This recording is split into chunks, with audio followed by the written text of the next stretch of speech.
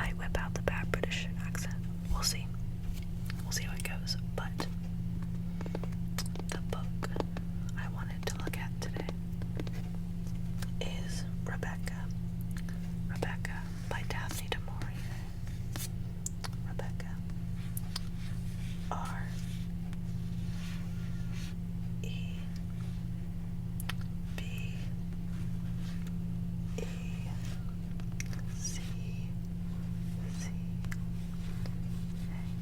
Rebecca. Rebecca.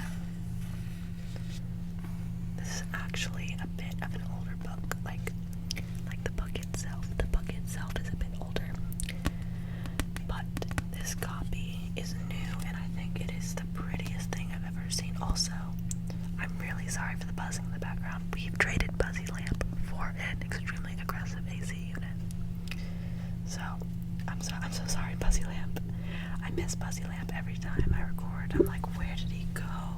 He's not here. He left. So the cover is black with gold words. I'm gonna see if I can get the light to catch it, kind of. And red flowers at the bottom. On the bottom it says, one of the most influential novels of the 20th century. A stunning book. That's a review by Sarah Waters. And then I think it's funny how ornamented and gorgeous the front is. And how plain the spine is.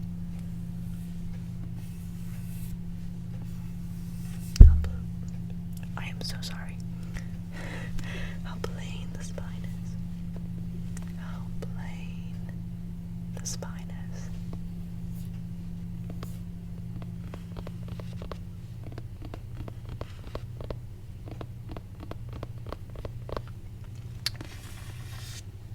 Also, just a quick little funny story I wanted to share because it happened the other day. I was hanging out with a friend and somehow ASMR came up, and I was like, oh yeah, I have an ASMR channel. And they thought I was kidding, like joking. They're like, no, you don't. That's so weird. That's so weird. And I was like, oh, I guess I don't. So that person does not notice. Anyone else kind of feel like they have to keep it a secret. Like whenever I record, I do it late at night when no one else is up.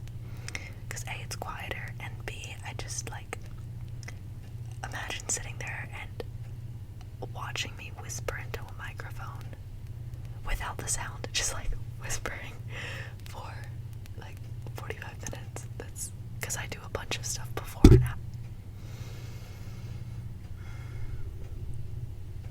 I'm so sorry. I need to get my limbs under control. I do a bunch of stuff before and after. Like I just spent probably 20 minutes trying to set this up and figure out how to make it work, because I'm, once again, my normal recording spot is my bedroom.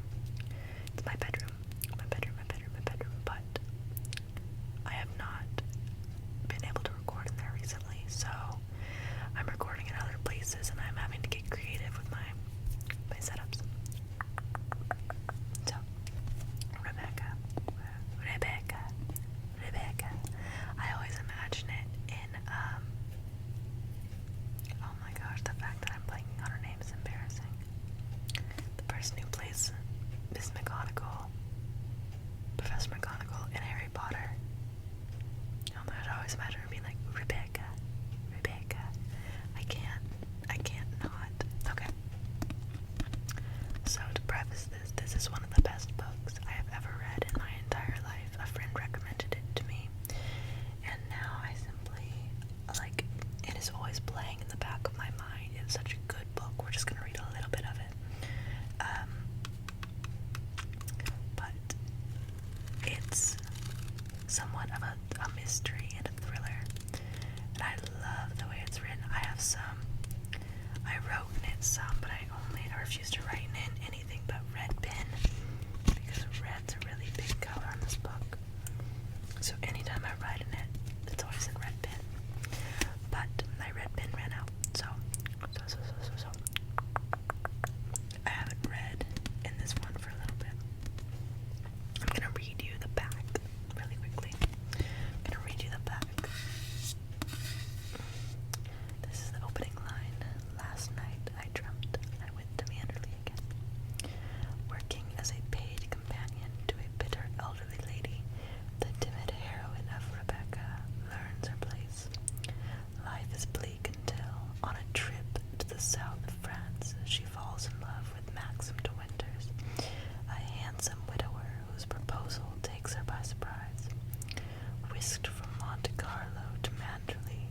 sounds isolated. Cornish estate. The friendly, wait, Cornish estate. The friendly young bride begins to realize that she barely knows her husband at all, and in every corner of every room is a phantom of his beautiful first wife, Rebecca. Another cool thing about this book is that the protagonist, the main character, she's never named, and if you read it, you'll figure out why. I'm not going to spoil everything for it, but it is a very good book. So, without further ado, why don't we begin?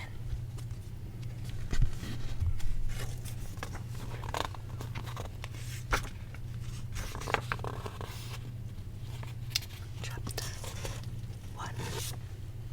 I'm gonna try to get kind of up close. Last night I dreamt I went to Manderley again. It seemed to me as I stood by the iron gate leading to the drive, and for a while I could not enter, for the way was barred to me. There was a padlock and a chain upon the gate. I called in my dream to the lodge keeper, and had no answer, and peering closer through the rusted spokes of the gate, I saw that the lodge was inhabited. No smoke came from the chimney, and the little lattice windows gave to forlorn. Then, like all dreamers, I was possessed of a sudden with supernatural powers, and passed like a spirit through the barrier before me. The drive wound away in front of me, twisting and turning as it has always done, but as I advanced, I was aware that a change had come upon it.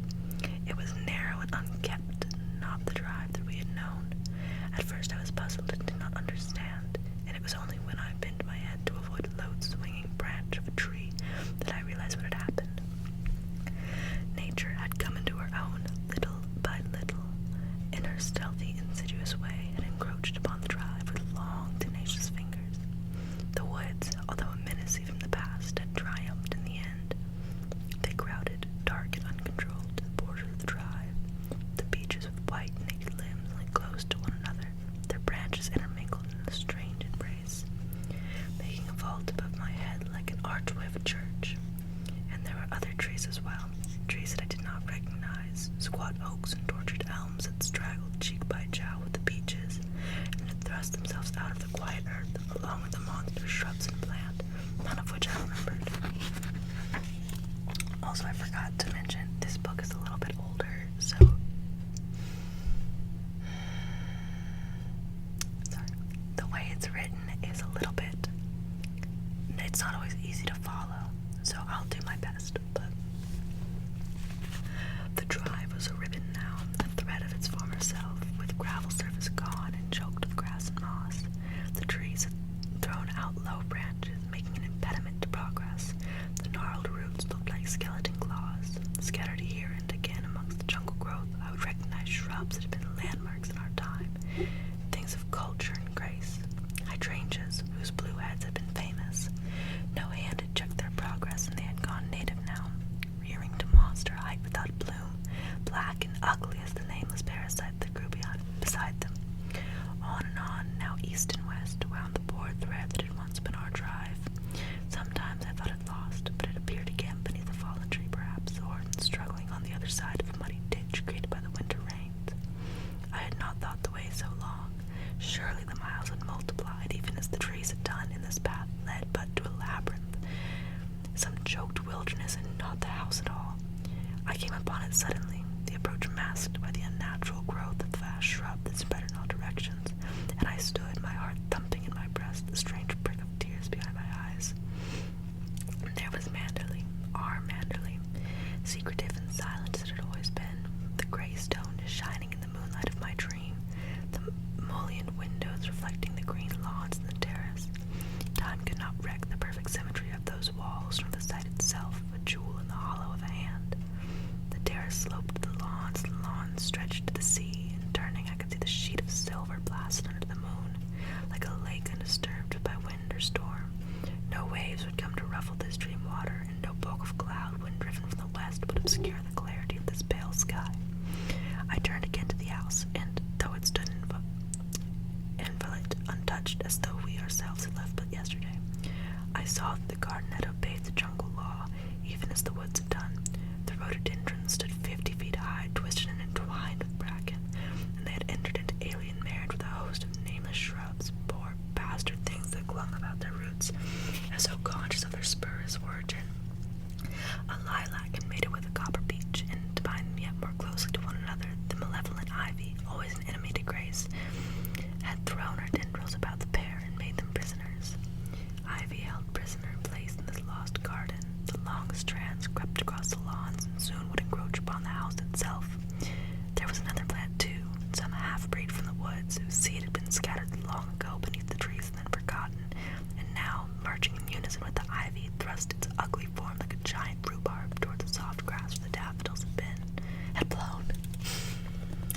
Flowers are a really big thing in this book. Flowers. I love flowers. I love what they mean, like Victorian flower language.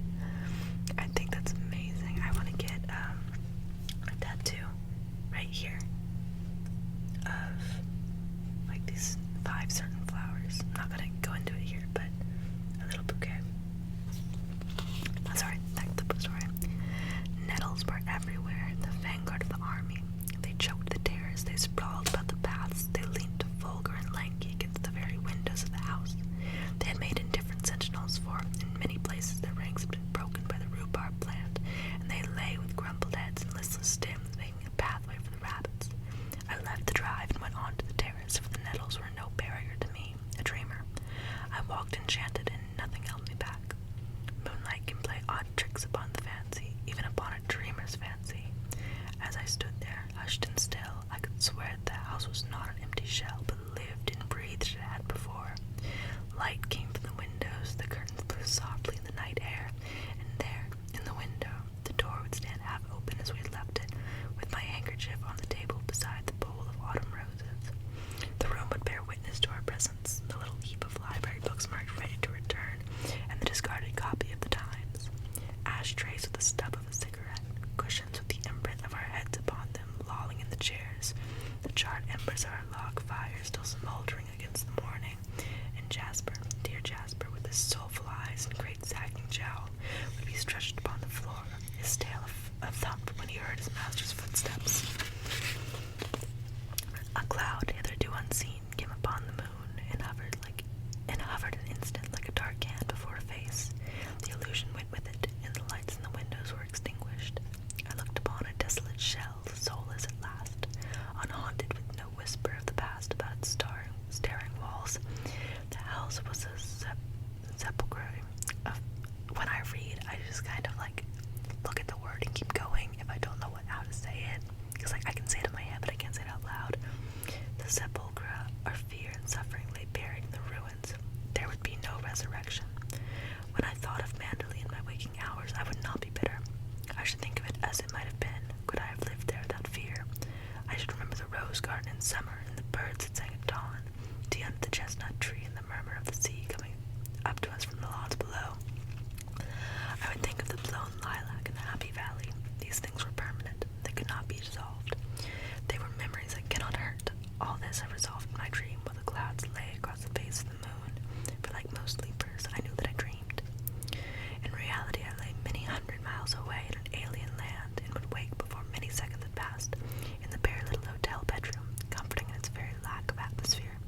I would sigh a moment, stretch myself and turn, and opening my eyes, be bewildered at that glittering sun, that hard, clean sky, so different from the soft moonlight of my dream.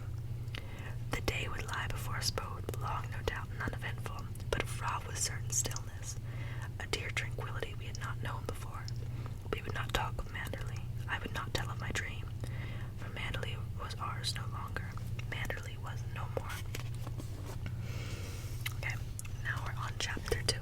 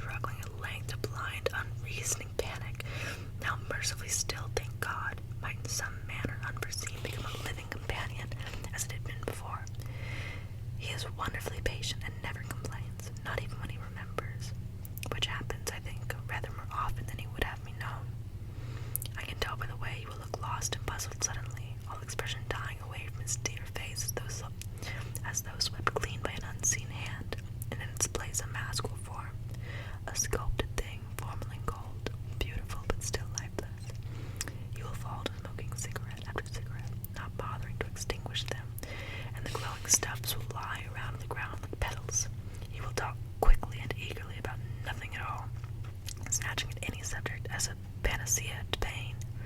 I believe it is a theory that men and women emerge finer and stronger after suffering, and that to advance in this or any other world we must endure ordeal by fire. This we have done in full measure, ironic though it seems. We have both known fear and loneliness and very great distress. I suppose sooner or later in the life of everyone comes a moment of trial. We all of us have a particular devil who rises and torments us, and we must give battle in the end.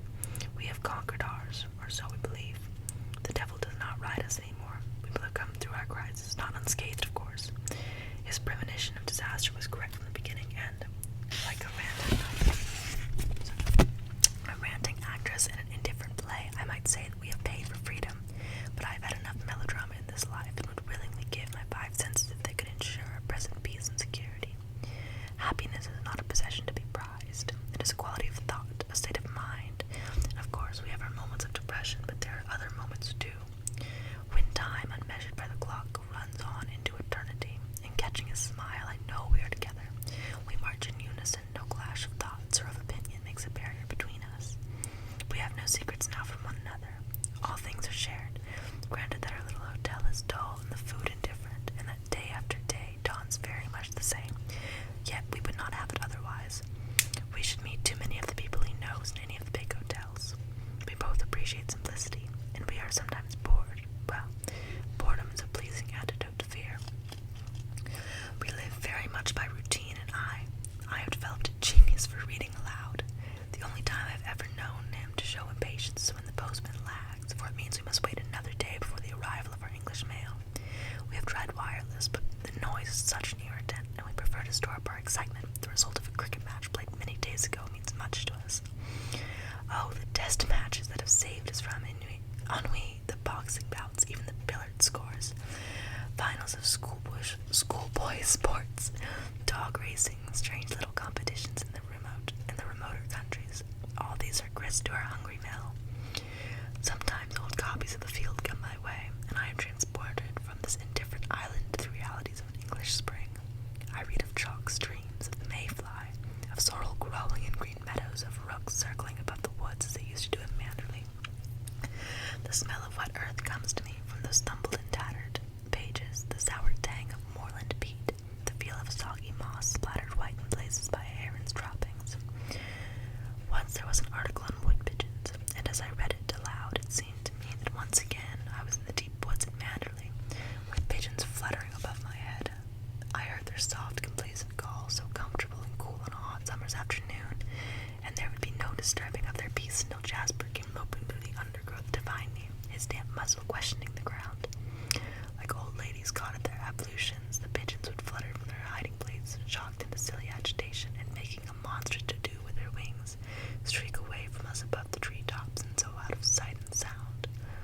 When they were gone, a new silence would come upon the place, and I, uneasy for no known reason, would realize that the sun no longer wove a pattern on the rustling leaves, that the branches had grown darker, the shadows longer, and back at the house there would be fresh raspberries for tea. I would rise from my bed of bracken then, shaking the feathery dust of last year's leaves from my skirt, and whistling to Jasper, set off toward the house, despising myself even as I walked over my hurrying feet, my one swift glance behind. How strange that an article on wood pigeons could so recall the past and make me falter as I read aloud. It was the gray look on his face that made me stop abruptly and turn the pages until I found a paragraph on cricket, very practical and dull. Middlesex batting on a dry wicket at the Oval and piling up interminable dreary runs. How I blessed those solid flannelled figures, for in a few minutes his face had settled back into repose, the colour had returned, and he was deriding the Surrey bowling in healthy irritation. We were saved a retreat into the past, and I had learnt my lesson, reading English news, yes, in English sport, politics, and pomposity, but in the future, keep the things unhurt to myself. Alone, they can be my secret indulgence. Colour and scent and sound, rain and the lapping of water, even the mist of autumn and the smell of the flood tide. These are memories of Manderley that will not be denied. Some people have a vice of reading Bradshaws. They plan innumerable journeys across country for the fun of linking up impossible connections. My hobby is less tedious, if as strange. language. I am a mine of information on the English countryside. I know the name of every owner of every British moor, yes, and their tenants too. I know how many grouse are killed, how many partridge, how many head of deer. I know where trout are rising and where the salmon leap. I attended all meets. I followed every run. Even the names of those who walk hound puppies are familiar to me. The state of the crops, the price of fat cattle, the mysterious ailments of swine, I relish them all.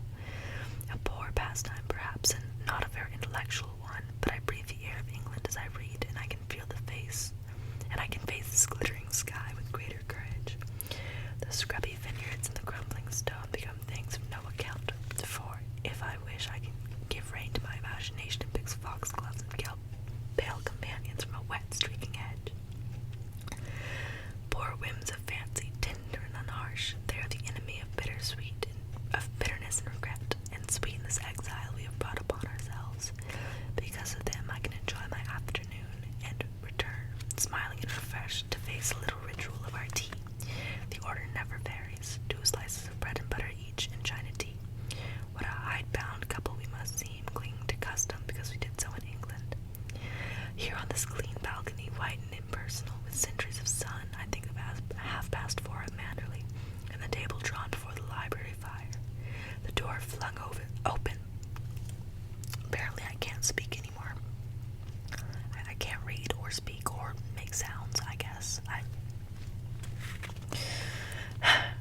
The door flung open, punctual to the minute, in the performance, never varying, of the laying of the tea, the silver tray, the kettle, the snowy cloth, while Jasper, his spaniel ears droop, feigns indifference to the arrival of the cakes. That feast was laid before us always, and yet we ate so little.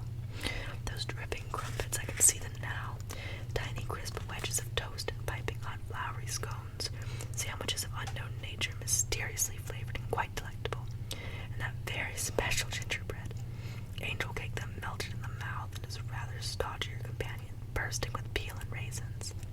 There was enough food there to keep a starving family for a week. I never knew what happened to it all, and the waste used to worry me sometimes. But I never dare ask Miss Danvers what she did about it. She would have looked at me in scorn, smiling the freezing, superior smile of hers, and I could imagine her saying, "There were never any complaints when Mrs. De Winter was alive." Miss Danvers.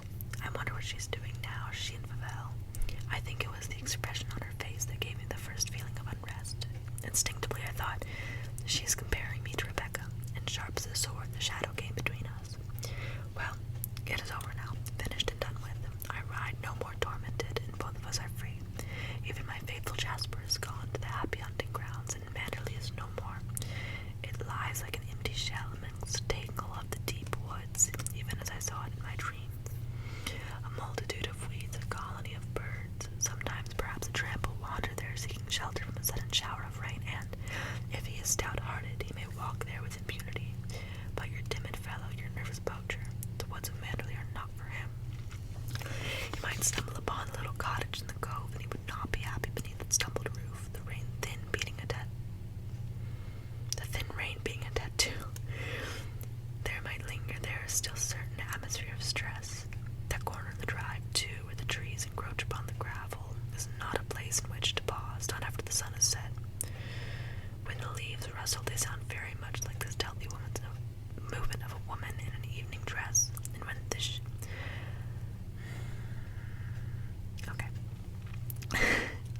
and when they shiver suddenly and fall and scatter away along the grounds, they might be the patter-patter of a woman's hurrying footsteps, and the mark in the gravel, the imprint of a high-heeled satin shoe. It is when I remember those things that I return with relief to the prospect from our balcony. No shadow steals upon us. Upon this hard glare, the stony vineyards shimmer in the sun, and the Bougeon villa is white with dust. I may one day look upon it with affection. At the moment it inspires me, if not with love, at least with confidence, and confidence is a quality I prize. Although it has come to me a little late in the day, I suppose it is his dependency upon me that has made me bold at last. At any rate, I have lost my diffidence, my timidity, my shyness to strangers. I am very different from that self who drove to Manderley for the first time, hopeful and eager, handicapped by a rather desperate gaucherie, and filled with an intense desire to please. remorse had made such a bad impression on people like Miss Danvers? What must I have seemed like after Rebecca? Oh, sorry, I was looking at, I wrote something and I can see right where my pen ran out. That's funny. What must I have seemed like after Rebecca? I can see myself now, memories spanning the years like a bridge, with straight bobbed hair and youthful unpowdered face, dressed in an ill-fitting coat and skirt and a jumper of my own creation, trailing in the wake of Miss Van Hopper like a shy and easy colt. She would precede me into lunch, her short body ill-balanced upon tottering high heels, her fuzzy, frilly brows a compliment to her large bosom and swinging hips, her new hat pierced with a monster quill aslant upon her head, exposing a wide expanse of forehead bare as a schoolboy's knees. One hand carried a gigantic bag, the kind that holds passports, engagement diaries, and bridge scores, while the other hand toyed with that inevitable large net, the enemy to other people's privacy. She would make for herself tables in the corner of the restaurant, close to the window, and lifting her lorgnette to her small pig's eyes, surveyed the scene to the right and left of her. Then she would let the lorgnette fall at length upon its black ribbon and utter a little exclamation of disgust. Not a single well-known personality. I shall tell the manager they must make a reduction on my bill. Why do they think I come here for? To look at the page boys? And she would summon the waiter to her side, her voice sharp and staccato, cutting the air like a saw. How different the little restaurant where we are today than the vast dining room, ornate and ostentatious, the hotel coat. I'm gonna try that again.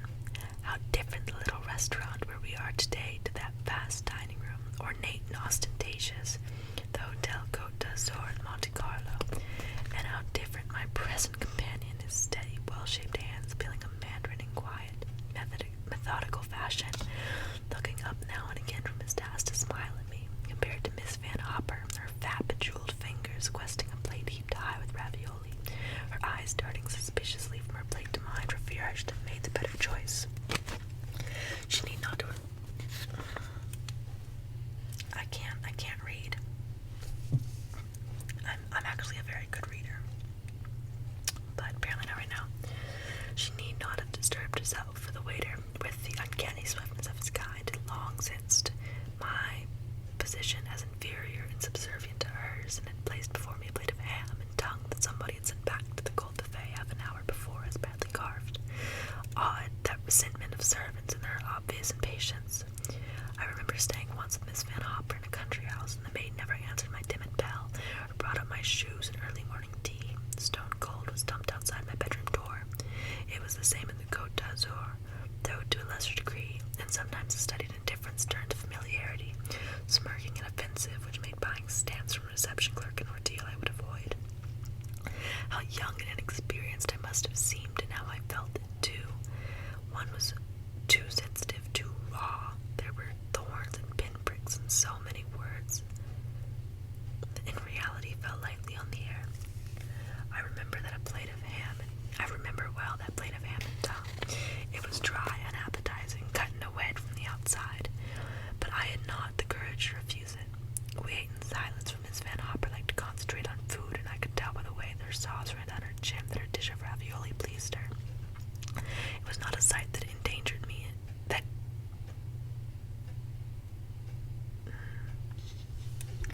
I know words, I promise. I promise I know how to speak. Sometimes. It was not a sight that engendered me into that